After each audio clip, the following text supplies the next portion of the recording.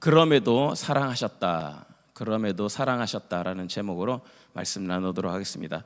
오늘 본문 말씀에 여러분들 아주 잘 아시듯이 오병이어의 기적, 5천 명의 사람을 떡 5개 물고기 2마리로 모두가 배불리 먹고도 남긴 그 사역이라는 것 여러분 잘 알고 계실 것입니다. 이 본문 중에서 저는 오늘 빌립에게 예수님이 어떤 사랑의 마음을 가지고 다가가셨는지, 또 많은 무리가 예수님을 따르고 있었는데 그 큰 무리에게 예수님이 또 어떤 사랑의 마음을 가지고 계셨는지 그것을 한번 나눠보도록 하려고 합니다. 이 본문에서 예수님이 빌립에게 질문하십니다. 그것은 우리가 어디서 떡을 사서 이 사람들을 먹이겠느냐라고 질문을 하셨어요. 우리가 어디서 떡을 사서 이 많은 사람을 먹이겠느냐. 이 질문을 한 의도는 본문에서 말하기를 빌립을 시험하고자 함이셨다라고 말하고 있습니다. 왜 빌립에게 물었을까 한번 생각해 보니 어쩌면은 빌립에게 이 지역을 가장 잘 아는 사람이기도 하면서 또 빌립을 또 예수님은 그를 가르치고자 하는 의도가 있으셨습니다. 빌립은 이 디베랴 바다 건너편이라고 말하는 베세다 지역 출신이었습니다. 그는 이 지역을 그 누구보다 잘 알아서 이 지역에 무엇이 있는지 다른 제자들보다는 좀 더 잘 알았겠죠. 그리고 오늘 본문에서 보자면은 빌립은 빠르게 계산을 할 줄 아는 사람이었습니다. 이 많은 사람을 어떻게 먹이겠느냐라고 예수님이 질문하셨을 때 이 많은 사람을 먹이기 위해서는 200데나리온의 떡, 그것이 있더라도 부족합니다 라고 말할 정도로 이 무리가 몇 명쯤 되는지 그것을 좀 파악을 했던 것 같고, 그리고 얼마 어치의 떡이 있어야 되는데 그것 가지고도 부족하다라고 그가 빠르게 계산을 할 수 있었습니다. 예수님은 이렇게 빌립에게 시험하시듯이 그가 어떤 대답을 할지 이렇게 물으셨는데, 성경에서는 단지 빌립을 시험해서 너가 대답을 잘 하나 보자라는 의도는 아니었던 것을 오늘 본문에서 말해주고 있습니다. 개역 개정에서는 약간 그 의미를 발견하기 어려운데 세번역 요한복음 6장 6절을 한번 읽어보겠습니다. 6장 6절 시작. 예수님께서는 빌립을 시험해 보시고자 이렇게 말씀하신 것이었다. 예수께서는 자기가 하실 일을 잘 알고 계셨던 것이다. 예수님은 이렇게 말씀하셔요. 자기가 하실 일을 잘 알고 계셨던 것이다. 그러니까 그를 시험해 보시고자 하시는데 예수님은 자신이 이미 이 무리들을 먹이고자 하는 그 마음을 갖고 계시는데 내가 어떻게 해야 될지를 잘 알고 계셨다. 이미 그 마음을 갖고 계셨다라고 말하고 있습니다. 그러니까 이제 빌립에 대한 시험을 다시 한번 생각해 보자면은 예수님이 이 많은 무리 어떻게 먹여야 될까? 나도 잘 모르겠다. 이러한 의도가 아니라 나는 이 무리를 어떻게 해야 될지 잘 알고 있는데 빌립아 너는 어떻게 생각하느냐? 이것을 물으신 것입니다. 이 기적을 통하여서 이제 이 사건을 통하여서 떡 5개와 물고기 2마리로 많은 사람들이 먹는 기적을 갖게 하셨는데 이 기적을 빌립이 예수님의 질문을 통하여서 실제적으로 이 무리들을 한번 돌아보고 어떻게 해야 될지, 이 무리들을 어떻게 해야 될지, 빌립은 그 예수님의 질문을 통하여서 아마 나는 이렇게 계산해봐도 도저히 할 수 없는데 나는 할 수 없는데 예수님은 하시는구나. 나는 이 계산해도 이 무리들을 충분히 우리가 가지고 있는 것으로는 아마 200데나리온이 그들이 가지고 있는 돈의 형편인지 모르겠지만 그것 가지고도 부족합니다 했지만 예수님은 우리가 가진 것과는 달리 예수님은 이 무리들을 먹이실 수 있는 분이시구나. 빌립은 이 사건을 통하여서 예수님은 내가 생각하는 것과는 달리 이 무리들을 충분히 먹이실 수 있는 분이심을 경험하게 된 것입니다. 이 사건은 빌립의 믿음을 확장하기 위한 사건이었던 것이죠. 빌립이 생각하는 것과는 달리 예수님은 무엇을 하실 수 있는지, 어떻게 먹이실 수 있는지, 그리고 이 예수님이 나에게 어떠한 분이신지 그것을 더 알게 하신 사건이었던 것입니다. 그러니까 자신이 알고 있는 한도 안에서 예수님이 아니라, 생각하는 예수님이 아니라 하나님 그 자체이신 예수님이 어떤 일을 행하실 수 있는지, 나는 부족하지만 예수님은 하시는구나, 이것을 빌립에게 알게 하신 사건입니다. 그러니까 이 빌립이 예수님을 통하여서 예수님이 어떤 일을 하시는지를 더 명확하게 보게 되었던 것입니다. 이 성경에서는 이 디베랴 바다 건너편, 이 벳세다라는 지역을 참으로 독특하게 소개합니다. 성경에서는 이 벳세다라는 지역을 화 있을진저라고 말하면서 고라신과 벳세다, 이 지역에는 많은 권능을 행했던 도시다라고 말하고 있어요. 이 벳세다라는 지역에서 많은 권능을 행했는데 이것을 두로와 시돈에서 행하였더라면 그들이 베옷을 입고 벌써 제에 앉아 회개하였으리라고 말했던 도시예요. 그러니까 벳세다 지역은 오병이어 기적뿐만이 아니라 많은 기적이 있었는데, 그래서 이 지역에 나오는 사람들은, 그들은 많은 예수님의 기적을 봤지만 여전히 회개하지 않는 자들인 것을 말해주고 있습니다. 예수님이 원하시는 것은 자신의 기적을 보고 많은 사람들이 회개하고 돌아오길 원했어요. 그런데 그들은 회개하기보다 권능과 기적에 매여 있었습니다. 그래서 오늘 이 벳세다라는 지역에 오병의 기적을 이제 경험한 우리 이 무리들, 경험하기 전에 이제 따라왔기도 했지만, 이 무리들이 갖고 있는 이 생각은 그들이 회개하기 위함도 아니고, 또 그들이 예수님을 잘 알고자 함도 아니고, 그들은 오직 기적을 위해서 따라다니는 자들인 것을 말해주고 있는 것이죠. 요한복음 6장 2절에서는 이렇게 말합니다. 큰 무리가 따르니 이는 병자들에게 행하시는 표적을 보았습니다. 큰 무리가 이제 따라왔습니다. 앞서 5장에서 어떤 표적을 보고 따라왔는데, 그 앞선 5장에서는 베데스다 연못에서 38년 된 병자였습니다. 그가 낫지 못하였는데 예수님을 만남으로 낫게 되었습니다. 근데 그가 낫게 되었는데 예수님이, 자기를 고친 사람이 예수님이신지, 그리고 자기에게 무엇을 알려줬는지 잘 알지 못하였습니다. 근데 예수님이 그 사람을 다시 만나서 너 이제 다시는 죄를 짓지 말라라고 말하면서 그의 영적인 부분을 말씀하시고, 또 그에게 이제는 사망에서 생명으로 옮겨지는 권세가 있음을, 자신에게 있음을 나타내십니다. 그러니까 예수님은 그 기적을 통하여서 병자를 치료하시는 예수님이시지만 사망에서 죽어 매여 있는 자도 생명으로 나오게 하시는 그 표적을 보이신 것이죠. 그러니까 치유한 기적, 이것만이 아니라 표적, 즉 나는 사망에 매인 자도 고치는 역사, 그 생명을 주는 역사를 가지신 분이시다라고 증거하신 것입니다. 요한복음 5장 24절에서 그 내용을 말하고 있는데요, 한번 읽어보겠습니다. 시작. 내가 진실로 진실로 너에게 이르노니 내 말을 듣고 또 나 보내신 이를 믿는 자는 영생을 얻었고 심판에 이르지 아니하나니 사망에서 생명으로 옮겼느니라. 예수님은 병든 자 이것만 고치는, 물론 그것을 보이셨지만 예수님의 말씀이 있으셨습니다. 나는 죽은 자를 살리시는, 사망에서 생명으로 옮기는 그 권세를 가지신 분이시다. 그런데 따르는 무리들은 그 표적을 봤습니다. 즉 기적과 표적, 기적은 초자연적 현상이지만 표적은 그 초자연적 현상 안에 담겨 있는 그리스도 메시아의 그 뜻을 예수님이 증거하신 거예요. 그런데 그들이 표적을 봤지만 여전히 그들이 따르고 있는 것은 기적만을 바라보고 따라가고 있는 것이죠.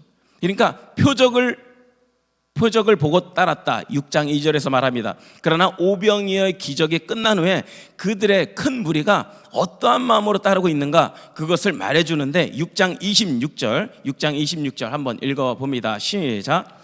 예수께서 대답하여 이르시되 내가 진실로 진실로 너에게 이르노니 너희가 나를 찾는 것은 표적을 본 까닭이 아니요 떡을 먹고 배부른 까닭이로다.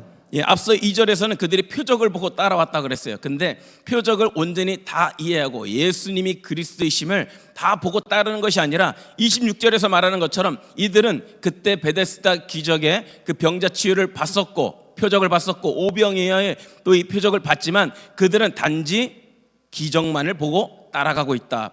떡을 먹고 따라가고 있다. 그러니까 이 베세다 지역에 따르는 그 무리는, 베세다 지역의 이 무리는 예수님이 많은 권능을 행했지만 회개하지 않는, 예수님은 회개하길 원하셨는데 회개는 접어두고 권능만 보며 따라왔던, 그리고 오병의 기적을 통하여서 나는 먹이시는 예수님, 이것을 말씀하시지만 이 표적보다는 기적, 떡을 먹고 따르는 그러한 무리들이다라는 것이에요. 제가 이 베세다 지역에 대해서 이렇게 조금 얘기를 했는데 말씀드리고 싶은 것은 이제부터입니다. 이러한 큰 무리가 따르고 있는데 재미있는 사실은 예수님이 이 무리들을 그래도 먹여주시고 그래도 사랑하고 싶어 하시는 그 예수님의 마음이 있습니다. 이 큰 무리들은요, 귀머거리처럼 예수님의 말을 귀담아 듣지 않아요. 맹인처럼 방황하면서 그냥 예수가 그리스도이심을 알지 못하고 따라갑니다. 그런데도 예수님은 제자들도 먹이시지만 이 무리들도 먹이고 싶어 하시는 그 마음이 있으셔요. 마가복음에서는 추가적으로 이 시간이 날이 저물어 가고 빈들이다라고 소개하고 있습니다. 그러니까 빈들이라는 것은 먹을 것을 찾아도 먹을 수 없는 그러한 황량한 곳이라는 것이죠. 이 마가복음에서는 그래서 조금 더 이 예수님이 이 무리들을 어떠한 마음을 품고 바라보시는지를 좀 더 구체적으로 소개하고 있습니다. 마가복음 6장 34절 마가복음 6장 34절 한번 읽어봅니다. 시작. 예수께서 나오사 큰 무리를 보시고 그 목자 없는 양 같음으로 인하여 불쌍히 여기사 이에 여러 가지로 가르치시더라. 말씀 보시면은요, 예수께서 나와서 큰 무리를 보시고 그 목자 없는 양 같음으로 인하여 불쌍히 여기사라고 말하고 있어요. 그들의 방황하고 있는 것을 예수님이 잘 아시는 거예요.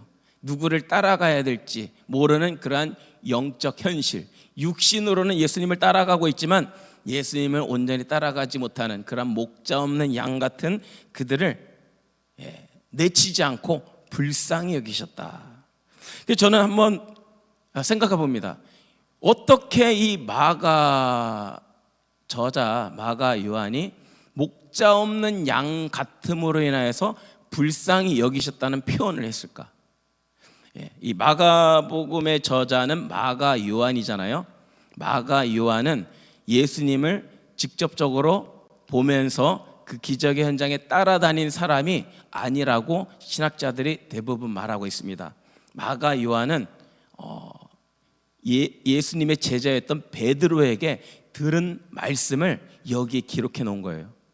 그러니까 예수님의 제자들은 그 현장에서 즉시 예수님이 어떤 표현을 했는지 들었겠지만 이 마가 요한은 그 현장에 있지 않았는데 베드로의 증언을 통하여서 마가복음을 저술했는데 예수님 곁에서 베드로에게 했던 그 말을 베드로가 기억하고 마가에게 해준 것입니다.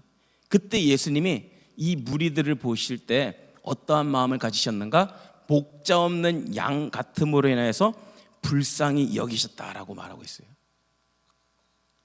그러니까 마가 요한은 예수님이 그 큰 무리들을 보실 때 그들을 책망하거나 너희들 제대로 잘 이해하지도 못하고 이렇게 따라와서 떡만 먹으려고 하는데 그리고 기적만 보려고 하는데 그런데도 예수님은 그 무리들을 사랑하시는 마음이 있었다는 것입니다.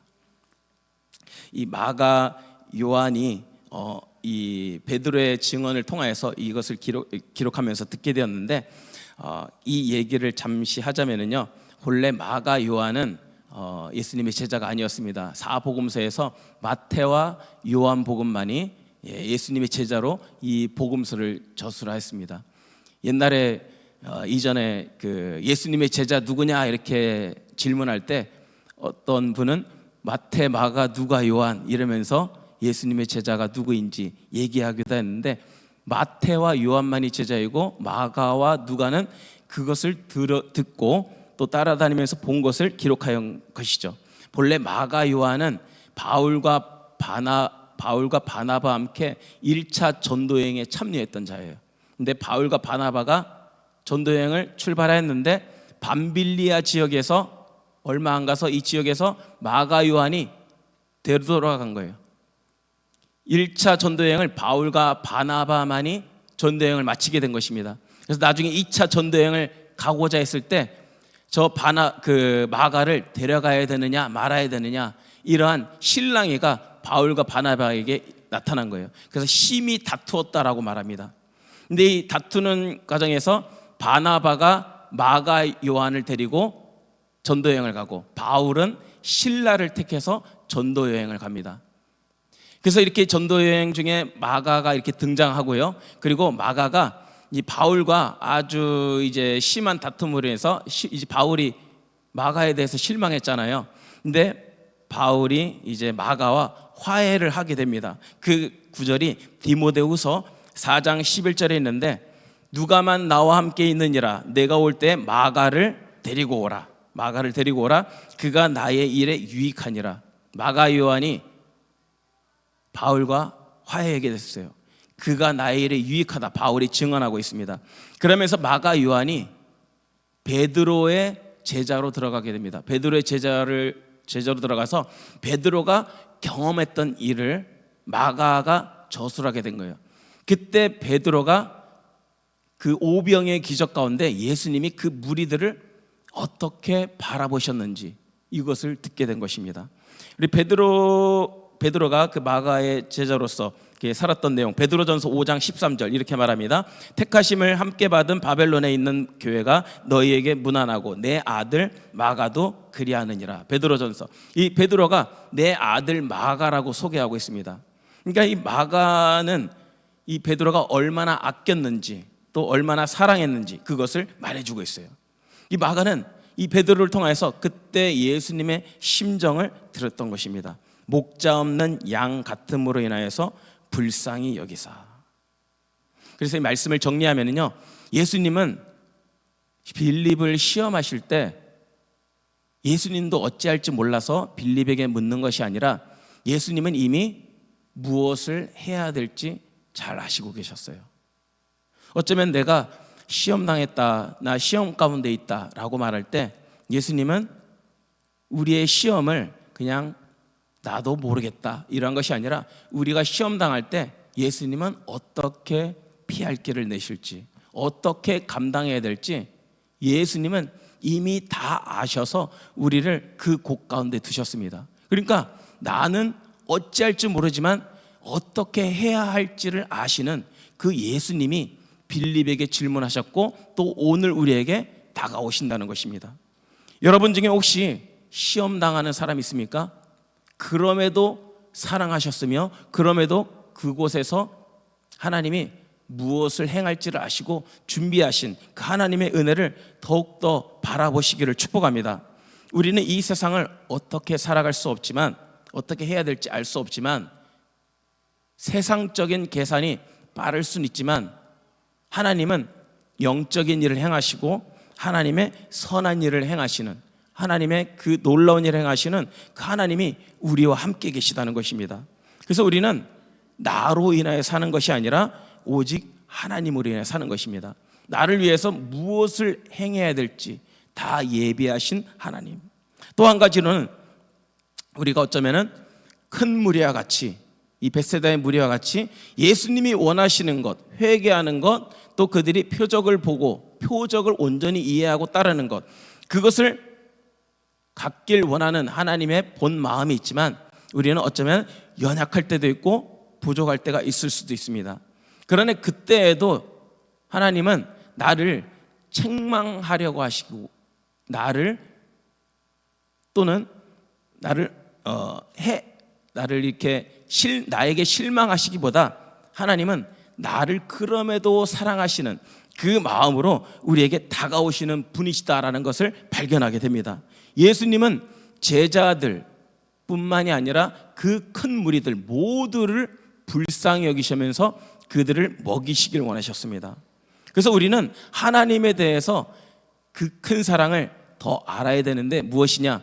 그 큰 무리가 우리를 어떻게 여기시고 먹이셨는지, 우리를 어떻게 생각하시는지 그 큰 무리들은 다 알 수 없었어요. 그런데 우리가 알 수 있는 것은 베드로를 통하여서 들려진 것이 그 큰 무리들을 얼마나 사랑하시는지, 목자 없는 양 같은 무리에서 불쌍히 여기시면서 그들을 굶겨서 보내신 것이 아니라 어떻게든 먹이시길 원하시는, 황량한 빈들에서 그들을 도우시길 원하시는 그 하나님의 사랑의 마음이 있음을 우리가 놓치지 말아야 되는 것입니다. 따라서 내가 오늘 잘 살았든 못 살았든 하나님께서는 자기의 자녀된 그 사람들을 포기하지 않는 사랑, 끝까지 먹이시고 돌보시길 원하시는 그 사랑으로 인도하신다라는 거예요. 그래서 성경에서는 예수님이 자기 사람들을 사랑하시되 끝까지 사랑하셨다라고 말하고 있습니다. 우리 요한복음 13장 1절 한번 읽어보겠습니다. 시작. 유월절 전에 예수께서 자기가 세상을 떠나 아버지께로 돌아갈 때가 이른 줄 아시고 세상에 있는 자기 사람들을 사랑하시되 끝까지 사랑하시니라. 여러분들을 사랑하시는데 끝까지 사랑하신다라고 말하고 있습니다. 여러분들이 하나님 안에서 살아갈 때 내 육신의 연약함도 있고 또 한 주간 죄 가운데 살았던 때도 있고 하나님이 기뻐하시는 일을 찾지 못하고 또한 사명의 발걸음 놓치며 살았던 그때도 있지만 하나님은 이러한 마음이신 것이죠. 상한 갈 때 꺾지 않으시길 원하시고 꺼져가는 심지도 끄지 않으시길 원하시는 그 마음이 있으십니다. 언젠가는 그 상한 마음이 돌이키게 되는 것이고 언젠가는 그 불이 타오르게 될 날, 그 은혜의 날이 있기 때문에 예수님은 끝까지 사랑하시는 것입니다. 오늘 나에게도 그 끝까지 사랑하신다. 내 자녀들, 자기가 사랑하는 자들을 끝까지 사랑하시길 원하시는 그 마음으로 우리를 붙들고 계시는데 여러분의 삶에 내가 어떠한 모습 때문에 실망된 모습, 좌절된 모습, 이러한 것으로 자신을 탓하기보다 그때에도 나를 사랑하시는 하나님으로 해서 살아나는 여러분들 되시길 축복합니다. 시험 당할 때에도 나의 어떤 이 문제를 가장 잘 아셔서 이것에서 다 준비된 은혜를 예비해 놓으시고 나를 시험 가운데 두신, 시험하에 묻는 그 하나님의 그 놀라운 사랑, 그 사랑 안에 여러분들 살아가시기를 축복합니다. 그래서 우리 시간 함께 기도할 때 하나님, 내가 하나님의 사랑을 몰랐을 때에도 하나님은 사랑으로 나를 먹이셨는데 이제는 그 하나님의 큰 사랑을 조금이라도 더 알 수 있도록 나를 인도하여 주시옵소서. 그래서 그 사랑으로 인하여서 내가 오늘도 기뻐하며 주 안에서 살아가는 자로 살게 하여 주시옵소서. 우리 이 하나님의 사랑, 그럼에도 사랑하셨는데 하나님의 그 사랑 기억하면서 나도 사랑하겠노라 우리 결단하면서 우리 주여 세 번 쉬고 함께 기도합니다.